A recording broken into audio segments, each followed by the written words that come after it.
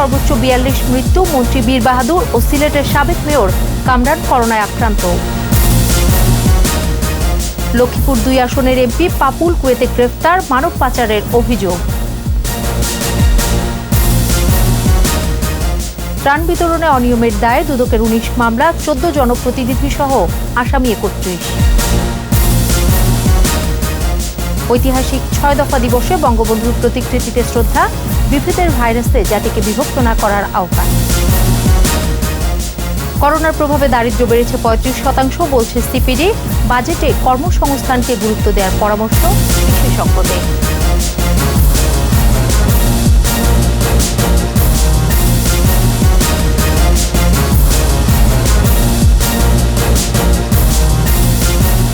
শুনছিলেন first security ইসলামী bank limited সংবাদ শিরোনাম। আমন্ত্রণ জানাচ্ছি রাত ১১টার ২১ সংবাদে, সাথে আছি আমি সোনিয়া স্নিগ্ধা। দর্শক, ২১ টেলিভিশনের সংবাদ একই সাথে সরাসরি দেখতে পাবেন আমাদের ফেসবুক পেজ www.facebook.com/2124 অনলাইনে। এছাড়াও সংবাদে আরও থাকছে, ফ্লয়েড হত্যার প্রতিবাদে আন্দোলন গড়ালো দ্বাদশ দিনে, ওয়াশিংটন সহ বিশ্বের বিভিন্ন শহরে বিক্ষোভ।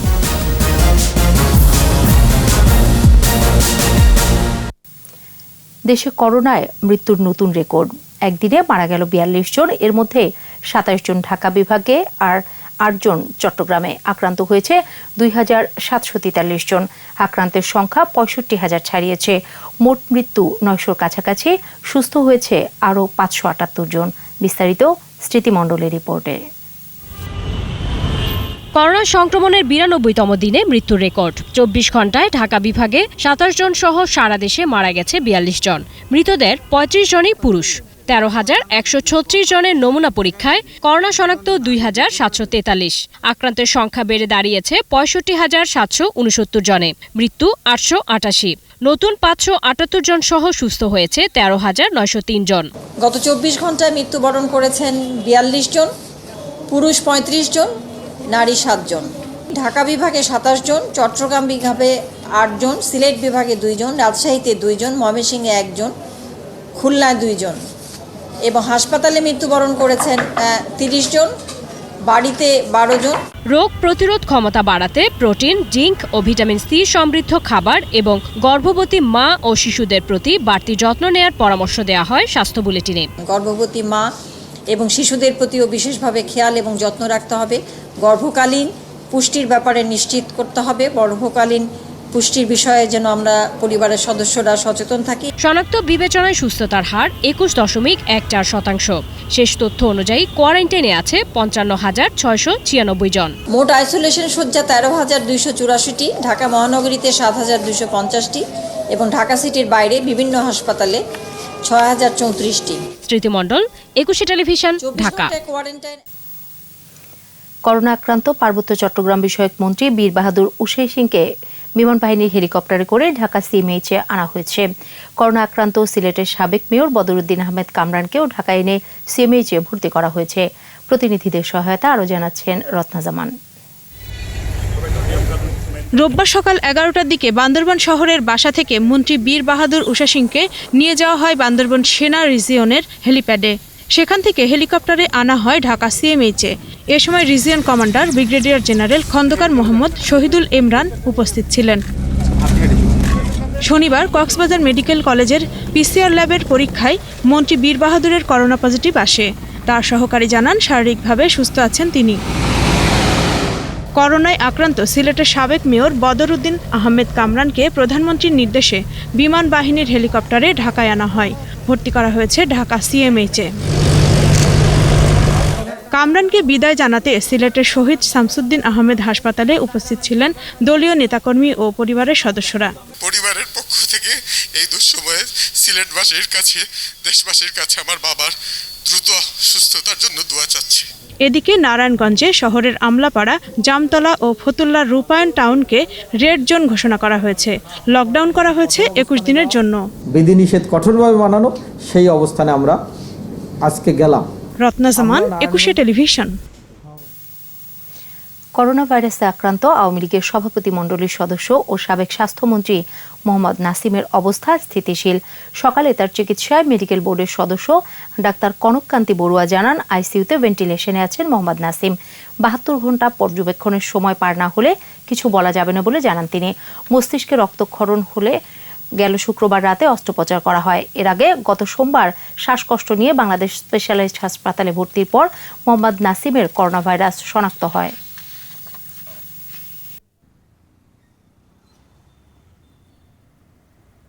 কালকে যেরকম আমরা দেখছিলাম সেরকমই ওনার কোনো উন্নতি হয় নাই, একই অবস্থাতে আছেন, ক্রিটিক্যাল অবস্থাতেই আছেন, গভীর অচেতন ওনার অবস্থা। ব্লাড প্রেশারটা মেনটেন হচ্ছে আর ওনার ভেন্টিলেটরে আছেন, মানে শ্বাস প্রশ্বাসটা ভেন্টিলেশনে চলছে। আসো।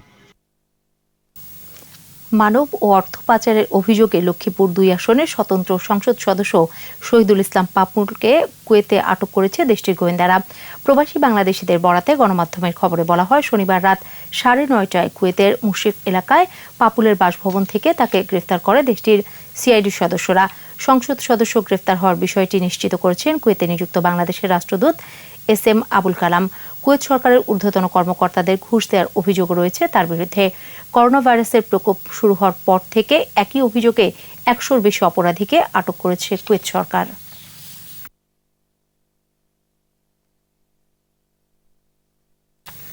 করোনা মহামারীতে ত্রাণ বিতরণে অনিয়মের অভিযোগে দুর্নীতি দমন কমিশন দুদক এ পর্যন্ত মামলা করেছে ১৯টি। ১৪ জন প্রতিনিধি সহ মামলায় ৩১ জনকে আসামি করা হয়েছে। আর এরই মধ্যে গ্রেফতার ১৭ জন। দুদক বলছে আরও ৫০ জনপ্রতিনিধি ও তাদের সহযোগীদের বিরুদ্ধে দুর্নীতির অভিযোগ খতিয়ে দেখা হচ্ছে। বিস্তারিত মিনালা দিবার রিপোর্টে। করোনা সংক্রমণ রোধে ২৬ মার্চ থেকে শুরু হয় সাধারণ ছুটি। বন্ধ হয়ে যায় দোকানপাট, কলকারখানা, গণপরিবহনও। এই অবস্থা থেমে যায় অনেকেরই আয়ের চাকা। কষ্টে থাকা মানুষের পাশে দাঁড়ায় সরকার। বিপদে থাকা মানুষগুলোর মুখে খাবার তুলে দিতে শুরু থেকেই তৃণমূল পর্যায়ে ত্রাণ পৌঁছে দেওয়া হয়। তবে কোথাও কোথাও ত্রাণ নিয়ে ৯-৬ শুরু করে কিছু অসাধু জনপ্রতিনিধি। স্থানীয় ইউনিয়ন পরিষদ চেয়ারম্যান ও কাউন্সিলর এবং তাদের সহযোগিতায় ত্রাণ আত্মসাতের খবরও গণমাধ্যমে শিরোনাম হয়। অসৎ জনপ্রতিনিধিদের বিরুদ্ধে ব্যবস্থা নেয় স্থানীয় সরকার মন্ত্রণালয়। তৎপর হয় দুর্নীতি দমন কমিশনও। তদন্ত করে দোষীদের বিরুদ্ধে মামলা দায়েরের পাশাপাশি গ্রেফতার অভিযানও চালায় তারা। দুদকের তথ্য অনুযায়ী ত্রাণ বিতরণে অনিয়ম দুর্নীতির অভিযোগে মামলা হয়েছে ১৯টি। আর এসব মামলায় ৩১ জনকে আসামি করা হয়েছে। তবে ১৭ জনকে গ্রেপ্তার করা গেলেও এখনও পলাতক আছেন ১৪ জন। দুর্নীতিবাজরা যতই প্রভাবশালী হোক না কেন ছাড় পাবে না বলে জানিয়েছেন দুদক চেয়ারম্যান। না, মামলা হলে দুদকের ভূমিকা, দুদক ইনকোয়ারি ইনভেস্টিগেশন করবে। মামলা হওয়ার পরে ইনভেস্টিগেশন করা হয়। ইনভেস্টিগেশন করে যদি যথেষ্ট তথ্য উপাত্ত পাওয়া যায় এবং ক্রিমিনাল অ্যাক্টিভিটি যদি চলে আসে, তাহলে চার্জশিট হয়ে যায়। চার্জশিট হয়ে গেলে কোর্টে চলে যায়, বিচার শুরু হয়। দুর্নীতি সেখানেই দুদক যতটুকু জানতে পারবে, they will go and hunt them down। এবং আমরা এই সকল কার্যক্রম অব্যাহত ছিল। দুর্নীতিবাজ আরও অনেকেই দুদকের নজরদারিতে আছে বলেও জানান দুদক চেয়ারম্যান ইকবাল মাহমুদ। মিনালা দিবা, ২১ টেলিভিশন, ঢাকা। লঞ্চ যাত্রায় স্বাস্থ্যবিধির থোড়াই কেয়ার। টার্মিনাল থেকে শুরু করে লঞ্চের ভেতরে সব বিধিনিষেধ যেন কাগজে কলমে। ধারণ ক্ষমতার দ্বিগুণ যাত্রী গাদাগাদি করে ঢাকায় ফিরছে লঞ্চ। যাত্রী, লঞ্চ কর্তৃপক্ষ বা বিআইডব্লিউটিএ কারোরই কোনো ভ্রুক্ষেপ নেই। আর যাত্রী সংকটে দূরপাল্লার বাসে স্বাস্থ্যবিধি মানা হচ্ছে, তবে নিয়ম ঠিকঠাক রক্ষা হচ্ছে রেলযাত্রায়। বিস্তারিত সাইদুল ইসলামের রিপোর্টে।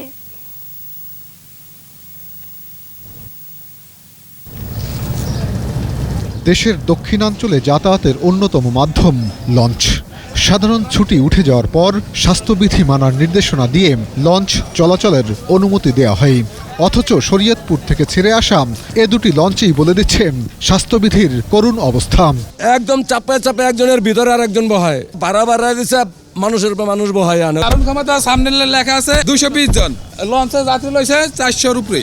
অতিরিক্ত যাত্রীবহন দেখভালে দায়িত্বরত পুলিশের অবস্থাও যেন নিরুপায়। একাধিকবার বলার পরও কর্ণপাত করছে না কেউ। আমাদের কারো কথায় তারা মানে না। গতকালকে একবার তাদেরকে সাবধান করা হয়েছে, আজকে এই যে এইমাত্র আবার আমাদের পুলিশ সদস্য একজন গিয়ে বলার পরে তারা বলছে যে আপনারা পারলে আমাদের যাত্রা বন্ধ করে দেন। বেশি যাত্রীর বিষয়ে পুলিশের সামনেই অস্বীকারের চেষ্টা লঞ্চ কর্তৃপক্ষের। না আপনি বলছেন না এটা 500 যাত্রীর লঞ্চ না, এই মুহূর্তে লঞ্চ যাত্রীর জন্য লঞ্চ বন্ধ হয়ে যেতেছে। আপনি 500 যাত্রী কিভাবে আনবো বলেন? অতিরিক্ত যাত্রী ভাড়া বা স্বাস্থ্যবিধি রক্ষায় পল্টনে পাওয়া যায়নি বিআইডব্লিউটি এর কোনো কর্মকর্তাকে। ঢাকা থেকে দূরপাল্লার বাসের যাত্রী কম, এজন্য প্রতিদিনই লোকসানের মুখে পড়তে হচ্ছে বলে জানান পরিবহন সংশ্লিষ্টরা। শুরু থেকেই শারীরিক দূরত্বের বিধি মেনে কম যাত্রী নিয়েই চলছে ট্রেন। বিভিন্ন রুটে চলছে 14 জোড়া ট্রেন। সাইদুল ইসলাম, 21 টেলিভিশন, ঢাকা। যারা 7 মার্চ ও 7 জুন পালন করে না তারা মুক্তিযুদ্ধের আদর্শে বিশ্বাস করে না বলে মন্তব্য করেছেন আওয়ামী লীগের সাধারণ সম্পাদক ওবায়দুল কাদের। ঐতিহাসিক 6 দফা দিবস উপলক্ষে দলের পক্ষ থেকে ধানমন্ডিতে জাতির জনক বঙ্গবন্ধু শেখ মুজিবুর রহমানের প্রতিকৃতিতে শ্রদ্ধা নিবেদন করেন তিনি। করোনা পরিস্থিতিতে প্রায় 2 মাস পর সরকারি বাসভবন থেকে বেরিয়ে কেন্দ্রীয় নেতাদের সঙ্গে নিয়ে ধানমন্ডি যান ওবায়দুল কাদের। শ্রদ্ধা নিবেদন শেষে সরকারি বাসভবন থেকে ভিডিও বার্তায় দলমত নির্বিশেষে ঐক্যবদ্ধ হয়ে করোনা পরিস্থিতি মোকাবেলার আহ্বান জানান তিনি। নতুন অধ্যায় 7ই মার্চ পালন করে না, 7ই জুন পালন করে না। মুক্তিযুদ্ধের চেতনা, স্বাধীনতার আদর্শে তাদের বিশ্বাস নেই। এটাই আজকে কালের পরীক্ষায় উত্তীর্ণ হয়েছে। রাজনীতি করার অনেক সময় আছে, করা যাবে, দলে দলে মতপার্থক্য থাকতে পারে, কিন্তু করোনা আমাদের অভিন্ন শত্রু। এই অভিন্ন শত্রু মোকাবিলা আমরা যেন বিভেদের ভাইরাস না ছড়িয়ে দিই। জাতির পিতা বঙ্গবন্ধু শেখ মুজিবুর রহমানের ঐতিহাসিক 6 দফা মুক্তির পথ দেখিয়েছিল বাঙালিকে। মূলত 6 দফা ছিল পাকিস্তানি শৃঙ্খল ভেঙে স্বাধীনতার বীজ। 1966 সালের 5 ফেব্রুয়ারি বঙ্গবন্ধু লাহোরে 6 দফা উত্থাপন করেন। বাংলার স্বায়ত্তশাসনের দাবিতে 6 দফার পক্ষে শুরু হয় আন্দোলন। 1966-র 6 জুন আওয়ামী লীগের ডাকা হরতালে ঢাকাসহ বিভিন্ন জায়গায় মনু মিয়া সহ নিহত হন বেশ কয়েকজন। প্রণব চক্রবর্তী রিপোর্ট। পাকিস্তানি শোষণ বঞ্চনা নির্যাতিত বাঙালির মুক্তির মহানায়ক বঙ্গবন্ধুর প্রতিবাদী কণ্ঠ। সম্পদ পূর্ব বাংলার, ভোগ করে পশ্চিম পাকিস্তান। স্বায়ত্তশাসন ছাড়া উপায় নেই। 1966 সালের 5 ফেব্রুয়ারি লাহোরে 6 দফা দিলেন বঙ্গবন্ধু শেখ মুজিবুর রহমান। পাকিস্তানি পত্রিকাগুলো বিচ্ছিন্নতাবাদী আখ্যা দিল। লাহোরে 6 দফা উত্থাপন করে মানিক মিয়াকে নিয়ে ফিরে আসেন বঙ্গবন্ধু। 6 দফার মূল বক্তব্য, পাকিস্তান হবে একটি ফেডারেল রাষ্ট্র। প্রতিটি অঙ্গরাজ্যকে দিতে হবে পূর্ণ স্বায়ত্তশাসন। দেশ রক্ষা ও বৈদেশিক নীতি ছাড়া সকল ক্ষমতা অঙ্গরাজ্যগুলির। বৈদেশিক মুদ্রা অঙ্গরাজ্যগুলির এখতিয়ারে থাকবে। আধাসামরিক ও আঞ্চলিক সেনাবাহিনী গঠনের ক্ষমতা দিতে হবে। জাতির পিতার 6 দফার মধ্যেই মুক্তির পথ দেখতে পেল বাঙালি। শুরু হয় 6 দফার পক্ষে আন্দোলন। 7 জুন আওয়ামী লীগের ডাকা হরতালে ঢাকা, নারায়ণগঞ্জ এবং টঙ্গীতে পুলিশ ও ইপিআরের গুলিতে নিহত হন মনু মিয়া, শফিক, শামসুল হক সহ 11 জন। পাকিস্তানের রাজনৈতিক বিবর্তনের মধ্যে একটু ক্রান্তিকালীন পর্যায়ের সূচক ছিল 6 দফা। 6 দফার পথ বেয়েই 69-এর গণ অভ্যুত্থান। বাঙালির মনে স্বপ্নবীজ বুনে দিলেন বঙ্গবন্ধু। শেখ মুজিবুর রহমান অত্যন্ত আশাহত হয়েছিলেন পাকিস্তানে, এবং এই আশাহত হবার পটভূমি থেকেই বাংলাদেশের পটভূমি 6 দফার পটভূমি তৈরি হয়েছিল। জাতির পিতার 6 দফায় বিশ্ব মানচিত্রে লাল সবুজের বাংলাদেশ। প্রণব চক্রবর্তী, 21 টেলিভিশন, ঢাকা। আমাদের বিশেষ আয়োজন বাজেট।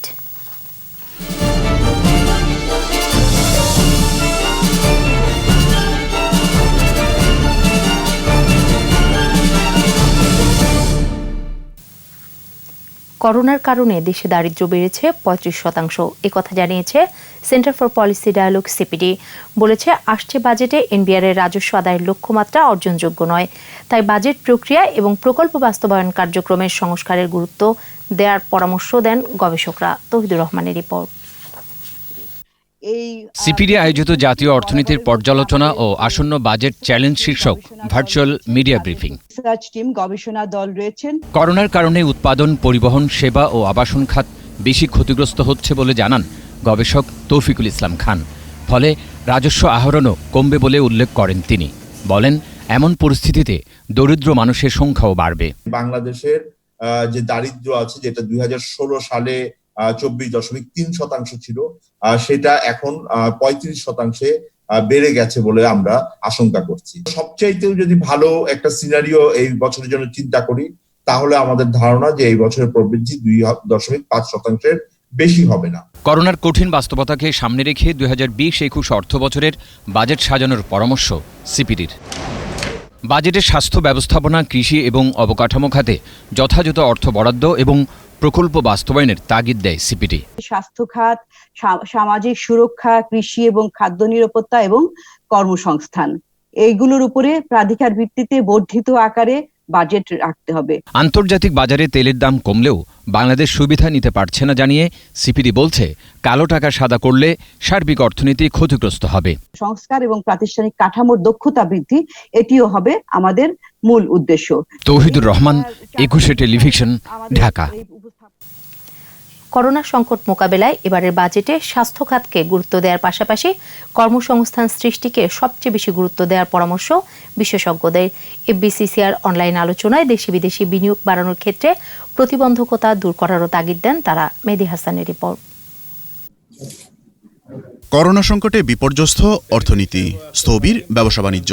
করোনার কঠিন সময়ই আসছে নতুন অর্থবছরের বাজেট। এ অবস্থায় কোভিড-19 পরিস্থিতিতে বাজেট, বিনিয়োগ সহ নানা বিষয়ে আলোচনা করতেই এফবিসিসিআই এর এই আয়োজন। ব্যবসায়ী নেতারা ছাড়াও অংশ নেন অর্থনীতিবিদ, আন্তর্জাতিক দাতা সংস্থার প্রতিনিধি এবং সরকারের মন্ত্রীরা। Effective steps need to be taken to ensure that all stakeholders and customers receive these funds within the minimum lead time. অর্থনীতিবিদরা বলছেন, বিনিয়োগে মন্দা বা অবকাঠামোর সংকট আগেও ছিল। করোনার চাপে থাকা অর্থনীতি পুনরুদ্ধারের পরামর্শ দেন তারা।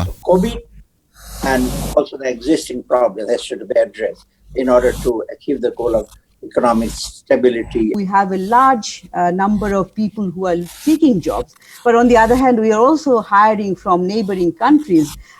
Many private companies are hiring from the neighboring countries, saying that our skill sets are not adequate. So for this, we need to have a medium-term planning. জিডিপির বিপরীতে কর আদায় এবং বিদেশি বিনিয়োগ আকর্ষণে বাংলাদেশ এখনো যে অনেক পিছিয়ে, সে কথাই মনে করিয়ে দেন আন্তর্জাতিক দাতা সংস্থার প্রতিনিধিরা। In case of Bangladesh, the FDI GDP ratio is in fact much lower. We have enhanced the trade finance program, which provides over 1 billion extra liquidity year on year for the availability of credit for private sector in Bangladesh. We are providing liquidity support. We provided 100 million to support the health emergency, and we are processing 250 million in budget support for disbursement by the end of this month. বিনিয়োগ ও কর্মসংস্থান সৃষ্টিতে নানা প্রতিবন্ধকতা তুলে ধরেন সরকারের নীতি নির্ধারকরা। BIDA law was passed and BOI and the Privatization Commission was merged into one organization, but unfortunately the law does not enable BIDA to be a true one-stop service organization. To include pineapple for incentive, it took 9 months to get clearance from Finance Minister and Finance Ministry and Commerce Ministry. তবে সমস্যা যাই থাক, এবারের budget হতে হবে কর্মসংস্থান সৃষ্টির budget. Not only increasing of FDI, increase of exports, diversification of exports, exploring new markets for exports, and employment of gainful employment of our laborers. ফেরত আসা প্রবাসী শ্রমিকদের পুনর্বাসনের বিষয়টিও উঠে আসে এই আলোচনায়। মেহেদী হাসান, 21 টেলিভিশন, ঢাকা। করোনা সংকটের মধ্যেও পদ্মা সেতু সহ মেগা প্রকল্পগুলো বরাবরের মতোই গুরুত্ব পাচ্ছে 2020-21 অর্থ বছরের বাজেটে। ক্ষতিগ্রস্ত অর্থনীতিকে আবার শক্ত ভিতের উপর দাঁড় করানোর পরিকল্পনার অংশ হিসেবেই এই কৌশল বলে জানান পরিকল্পনা মন্ত্রী এম এ মান্নান। রিপোর্টে আরও জানাচ্ছেন মোহাম্মদ নুরুন নবী। করোনার কালো ছায়া পড়েছে দেশের অর্থনীতির উপর। সবকিছুর সাথে ব্যবসা বাণিজ্য স্থবির, কমেছে আমদানি ও রফতানি। করোনাকালে অর্থনীতির চ্যালেঞ্জ মোকাবেলায় নতুন বাজেট দিতে হচ্ছে সরকারকে। এবারের বাজেটের আকার 5.5 লাখ কোটি টাকা। বেশ কয়েকটি মেগা প্রকল্পের কাজও প্রায় শেষ পর্যায়ে। খুব দ্রুতই কাজ শেষ করতে প্রকল্পগুলোর জন্য বাজেটে বরাদ্দ থাকছে। সর্বোচ্চ বরাদ্দ পেয়েছে পদ্মা সেতু এবং পদ্মা রেল লিঙ্ক প্রকল্প। নির্মাণ অগ্রগতিতে এগিয়ে থাকায় শুধু পদ্মা সেতুর জন্য প্রস্তাব করা হচ্ছে 5,000 কোটি টাকা। এর পরপরই 3,685 কোটি টাকা রাখা হচ্ছে পদ্মা রেল লিঙ্ক প্রকল্পের জন্য। এখন পদ্মা সেতু গত বছর, এবার তারা চেয়েছে 5,000 কোটি টাকা বা আলোচনা করে এইটাই ধরে দিয়েছে। পদ্মা সেতু আরেকটা অংশ আছে রেল, সেখানে আরও 3,500 কোটি টাকা। তার মানে কত হলো? 5 আর 3.5, 8,500 কোটি টাকা। 2016 সালে প্রকল্প পাশ হলেও কাজ শুরু করা যায়নি যমুনা নদীর উপর বঙ্গবন্ধু রেল সেতু প্রকল্পে। এবারও নতুন করে বরাদ্দ চূড়ান্ত হয়েছে 2,743 কোটি টাকা। এদিকে যানজট নিরসনে রাজধানীবাসীর আশা জাগানিয়া স্বপ্নের মেট্রো রেল MRT লাইন 6 নির্মাণ প্রকল্পের জন্য রাখা হচ্ছে 4,370 কোটি টাকা। 1,500 কোটি টাকা থাকছে ফাস্ট ট্র্যাক প্রকল্প, দোহাজারী রামু কক্সবাজার রেল লাইন প্রকল্পে। পায়রা গভীর সমুদ্র বন্দর প্রকল্পের বরাদ্দ প্রস্তাব আসবে 350 কোটি টাকা। দেশের প্রথম পারমাণবিক বিদ্যুৎ কেন্দ্র রূপপুর পারমাণবিক বিদ্যুৎ কেন্দ্র পাচ্ছে 15,691 কোটি টাকা। একইভাবে মহেশখালীর মাতারবাড়ির কয়লাভিত্তিক তাপবিদ্যুৎ কেন্দ্রের 3টি ইউনিটের নির্মাণ কাজ এগিয়ে নিতে 3,670 কোটি টাকা রাখার প্রস্তাব চূড়ান্ত হয়েছে। পরিকল্পনা মন্ত্রী জানাচ্ছেন, সবকিছুতেই করোনার প্রভাব মোকাবেলার কথা বিবেচনায় রাখা হয়েছে। তারা তাদের রিকোয়ারমেন্ট প্লেস করেছে অর্থ মন্ত্রণালয়ের কাছে, আমার মন্ত্রণালয়ের কাছে, তারপরে 2-3টা মিটিং করে এইটা ধরা হয়। শুধু বাস্তবায়ন দ্রুত শেষ করতেই চলমান প্রকল্পগুলোর বাস্তবায়ন সংস্থাগুলোর চাহিদা মাফিক অর্থায়নের প্রস্তাব করার চেষ্টা ছিল বাজেট প্রণয়ন সংশ্লিষ্টদের। মোহাম্মদ নুরুন নবী, 21 টেলিভিশন, ঢাকা। নিচ্ছি বিরতি। স্বাস্থ্যবিধি মেনে চলুন, সুস্থ থাকুন। যখন ফিরছে তখন অন্যান্য খবরের সঙ্গে আরও থাকবে। দক্ষিণ সিটিতে বছরব্যাপী মশক নিধন কার্যক্রম, উত্তরে 216 ভবন মালিককে জরিমানা। দেশের 37 লাখ মামলা চলমান, বিকল্প বিরোধ নিষ্পত্তিতে গুরুত্ব বিশেষজ্ঞদের।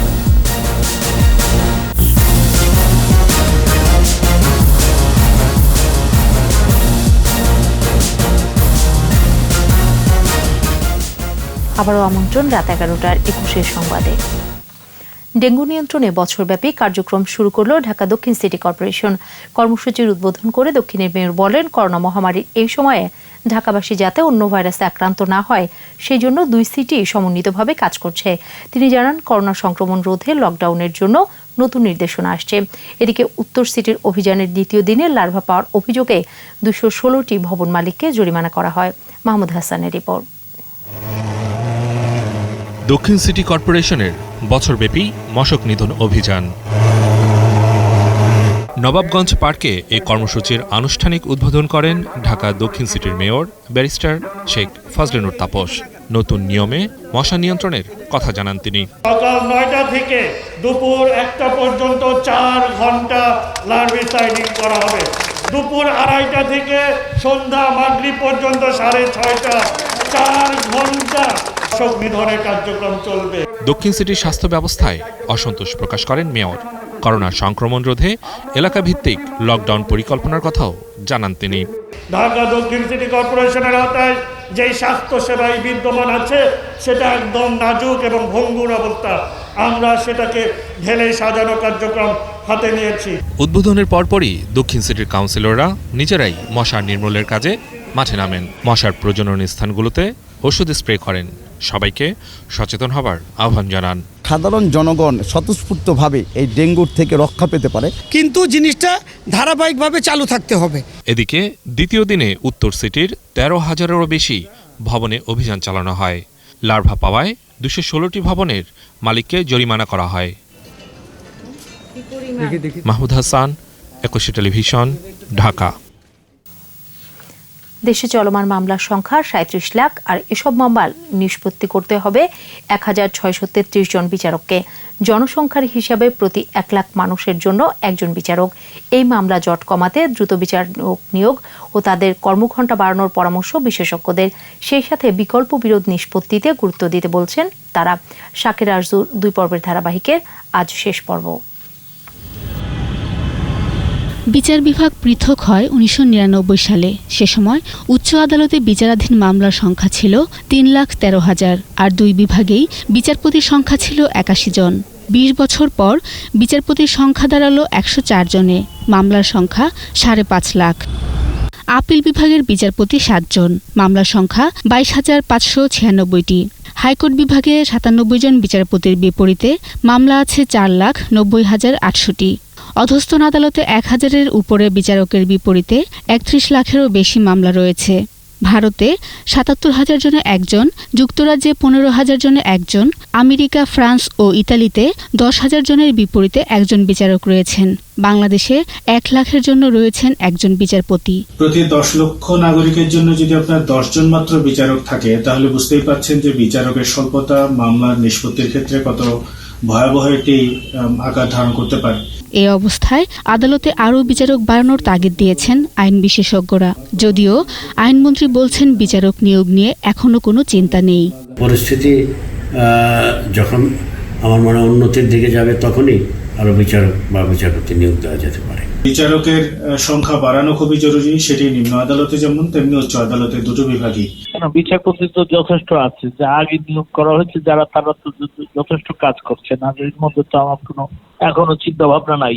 মামলা জট থেকে বেরোতে বিকল্প বিরোধ নিষ্পত্তির উপর গুরুত্ব দিচ্ছেন বিশেষজ্ঞরা।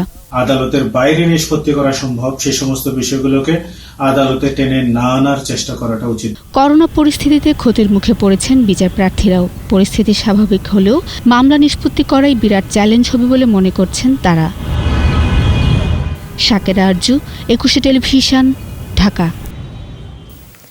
ভূমি মন্ত্রণালয়ের জাতিসংঘের পাবলিক সার্ভিস অ্যাওয়ার্ড জয় ডিজিটাল বাংলাদেশের ফসল বলে মন্তব্য করেছেন ভূমিমন্ত্রী সাইফুজ্জামান চৌধুরী জাবেদ। অ্যাওয়ার্ড ঘোষণার পর প্রথমবারের মতো আনুষ্ঠানিক প্রতিক্রিয়ায় তিনি বলেন, এই সাফল্য দেশকে ডিজিটালাইজেশনের দিকে আরও এগিয়ে নিয়ে যাবে। প্রণব চক্রবর্তীর report. United Nations public service award ঘোষণার পর রোববার সচিবালয়ে ভূমিমন্ত্রীর সাথে সাক্ষাৎ করেন মন্ত্রণালয়ের ঊর্ধ্বতন কর্মকর্তারা। পরে আনুষ্ঠানিক প্রতিক্রিয়ায় মন্ত্রী বলেন, ডিজিটাল বাংলাদেশ গড়ার লক্ষ্য নিয়েই কাজ করছে সরকার, যার সুফল পেতে শুরু করেছে দেশ। প্রথমে মাননীয় প্রধানমন্ত্রীকে ধন্যবাদ জানাই ওনার ঘনিষ্ঠ নেতৃত্বের কারণে, ওনার যে ডিজিটাল বাংলাদেশের যে স্বপ্ন, যে উপকার, তার কারণে, এবং আমাদের আইসিটি অ্যাডভাইজার জনাব সচিবালয় জয়, ওনাদের কারণে এটা সম্ভব হয়েছে। মন্ত্রী বলেন, এই পুরস্কার ডিজিটাল বাংলাদেশ গড়ার উদ্যোগকে প্রেরণা যোগাবে। এই যে একটি অর্জন, অবশ্যই এটাকে আমাদেরকে ধরে রাখতে হবে। আমি মনে করি আমাদের দায়িত্বটা অনেক বেশি বেড়ে গেছে। সততা, দক্ষতা এবং নিষ্ঠার সাথে যে কাজ করছি, আগামী দিনেও আমরা যাতে সেভাবে করতে পারি। ২০১৯ সালের জুলাইয়ে সারা দেশে জমি রেজিস্ট্রেশনে শুরু হয় শতভাগ ই-মিউটেশন বা ই-নামজারি। মুজিব বর্ষ থেকে নামজারির জন্য কোনো ম্যানুয়াল আবেদন নেওয়া হচ্ছে না। ৩ পার্বত্য জেলা ছাড়া দেশের ৪৮৫টি উপজেলার বিভিন্ন অফিস ও সার্কেল অফিসে এবং ৩,৬১৭টি ইউনিয়ন ভূমি অফিসে ই-নামজারি বাস্তবায়ন হচ্ছে। তাই বেড়েছে নাগরিক সেবা। মূলত এ কারণেই জাতিসংঘের স্বীকৃতি মিলেছে। বাংলাদেশের স্থায়ী প্রতিনিধি রাষ্ট্রদূত রাবাব ফাতিমাকে চিঠি দিয়ে এ পুরস্কারের কথা জানান জাতিসংঘের আন্ডার সেক্রেটারি জেনারেল লিউ ঝিন মিন। প্রণব চক্রবর্তী, ২১ টেলিভিশন, ঢাকা। এবার আমাদের সাপ্তাহিক আয়োজন সোশ্যাল ইসলামী ব্যাংক লিমিটেডের সৌজন্যে স্বাস্থ্যসেবা।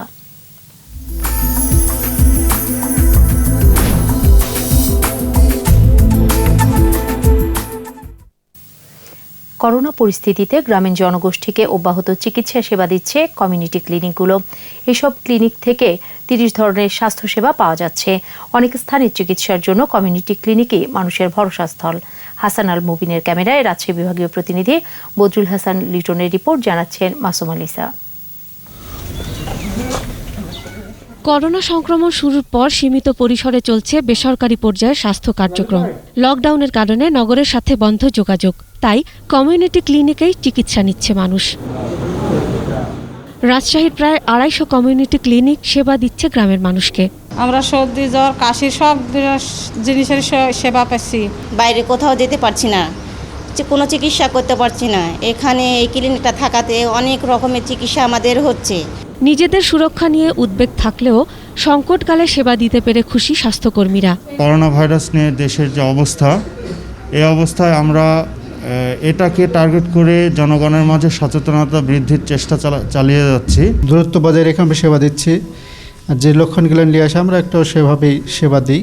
জরুরি হলে আমরা রেফার করে দিই উপজেলা স্বাস্থ্য কমপ্লেক্সে। প্রাথমিক চিকিৎসার পাশাপাশি করোনা সচেতনতায় বিশেষ ভূমিকা রাখছে কমিউনিটি ক্লিনিক, বললেন সিভিল সার্জন।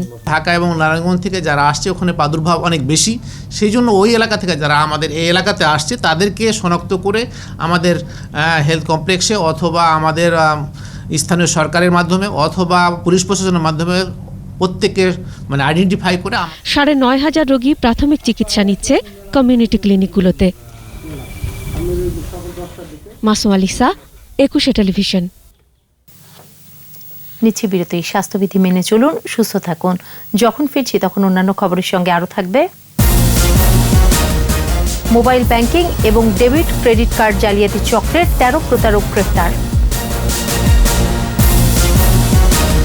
বিশ্বে করোনায় মৃত্যুর সংখ্যা 5 লাখ, আক্রান্ত 70 লাখের বেশি।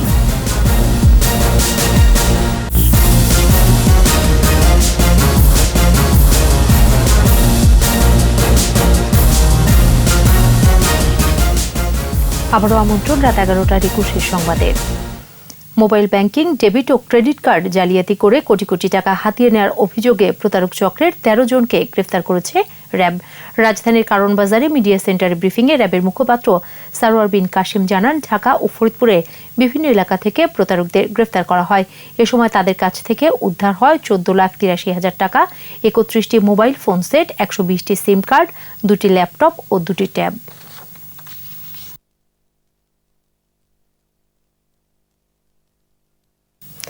এবারে সোশ্যাল ইসলামী ব্যাংক লিমিটেড বাণিজ্য সংবাদ।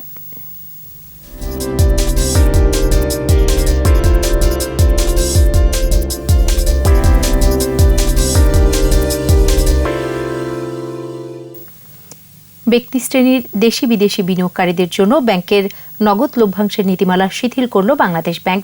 তবে লভ্যাংশ পেতে প্রাতিষ্ঠানিক বিনিয়োগকারীদের 30 সেপ্টেম্বর পর্যন্ত অপেক্ষা করতে হবে। এ সংক্রান্ত কেন্দ্রীয় ব্যাংকের প্রজ্ঞাপন দেশের সব তফসিলি ব্যাংকের প্রধান নির্বাহীদের কাছে পাঠিয়েছে। এতে বলা হয়েছে, 30 সেপ্টেম্বরের আগে 2019 সমাপ্ত বছরের জন্য ব্যাংকের ঘোষিত নগদ লভ্যাংশ শুধুমাত্র দেশি বিদেশি ব্যক্তি শ্রেণীর বিনিয়োগকারীদের মাঝে বিতরণ করা যাবে। পুঁজিবাজারের সাধারণ বিনিয়োগকারীদের অধিকতর স্বার্থ রক্ষায় এই সিদ্ধান্ত বলে জানিয়েছে বাংলাদেশ ব্যাংক। এর আগে 11 মে জারি করা প্রজ্ঞাপনে সব শ্রেণীর বিনিয়োগকারীদের মাঝে 30 সেপ্টেম্বরের আগে নগদ লভ্যাংশ বিতরণের নিষেধাজ্ঞা দেওয়া হয়েছিল। আর এরই সাথে শেষ করছি রাত 11টার 21 সংবাদ। যাবার আগে ফার্স্ট সিকিউরিটি ইসলামী ব্যাংক লিমিটেড সংবাদ শিরোনামগুলো আরও একবার। একদিনে সর্বোচ্চ 42 মৃত্যু, মন্ত্রী বীর বাহাদুর ও সিলেটের সাবেক মেয়র কামরান করোনায় আক্রান্ত। লক্ষ্মীপুর 2 আসনের এমপি পাপুর কুয়েতে গ্রেফতার, মানব পাচারের অভিযোগ। ত্রাণ বিতরণে অনিয়মের দায়ে দুদকের 19 মামলা, 14 জনপ্রতিনিধি সহ আসামি 31। ঐতিহাসিক 6 দফা দিবসে বঙ্গবন্ধুর প্রতিকৃতিতে শ্রদ্ধা, বিভেদের ভাইরাসে জাতিকে বিভক্ত না করার আহ্বান। করোনার প্রভাবে দারিদ্র্য বেড়েছে 35%, বলছে সিপিডি। বাজেটে কর্মসংস্থানকে গুরুত্ব দেওয়ার পরামর্শ বিশেষজ্ঞদের। সর্বশেষ খবর জানতে ডায়াল করুন 2021 নম্বরে, আর ভিজিট করুন 21-tv.com ওয়েবসাইটে। এছাড়া ফেসবুকে লগ অন করতে পারেন facebook.com/2124 অনলাইনে। পরের সংবাদ রাত 1টায় দেখার আমন্ত্রণ রইল। স্বাস্থ্যবিধি মেনে চলুন, সুস্থ থাকুন।